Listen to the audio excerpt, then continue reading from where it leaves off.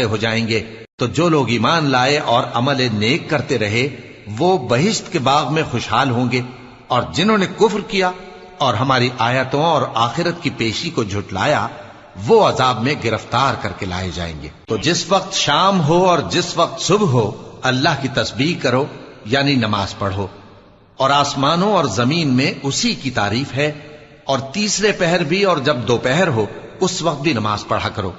وہی زندہ کو مردے سے نکالتا ہے اور وہی مردے کو زندہ سے نکالتا ہے، اور وہی زمین کو اس کے مرنے کے بعد زندہ کرتا ہے، اور اسی طرح تم دوبارہ زمین میں سے نکالے جاؤ گے۔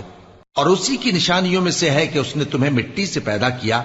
پھر اب تم انسان ہو کر جا بجا پھیل رہے ہو، اور اسی کی نشانیوں میں سے ہے کہ اس نے تمہارے لیے تمہاری ہی جنس کی عورتیں پیدا کی تاکہ ان کی طرف مائل ہو کر آرام حاصل کرو، اور تم میں محبت اور مہربانی پیدا کر دی۔